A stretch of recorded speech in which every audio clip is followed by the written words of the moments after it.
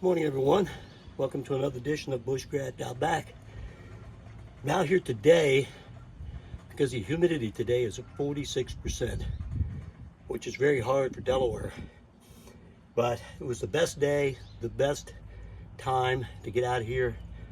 When you're trying to make a friction fire, you need everything in your favor. Today, this might have looked easy, and it was, because I had everything in my favor. I don't know if you've noticed that my favorite bow drill that I use has a slip knot on it. So that slip knot, I'm able to tighten it up or loosen it up depending on what size spindles I have. I picked a piece of processed wood, store-bought wood, and if you're going to practice friction fires, then do it with store-bought wood first and build up your confidence. I used some end grain, which was another advantage. I know this is poplar. Another good wood for friction fire, yucca spindle. Now the yucca spindle could have been a little straighter.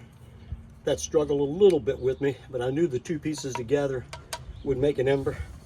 And normally when I do it, notice my bearing block also has a bearing inside. So if you're just starting out making friction fires, make yourself a hand block, put a bearing block, a bearing inside of it. It takes some of the friction out, makes the job a little bit easier. I normally use a rock as a divot in it, or you can use that wood, which is probably something you carry in your backpack anyhow, and make a divot in it, hold it down. It won't smoke. Sometimes you'll get smoke on both ends, and that's not what you want. But all the advantages were there for me today, and I was able to make a nice fire. So I knew today's humidity was going to be a bonus too. It is a little breezy, and I'm having a little struggle back here in this little corridor, blowing my embers around. I thought that might be a problem, but it didn't. So if you want to practice friction fires, this was something that eluded me for a long time, and I struggled with it.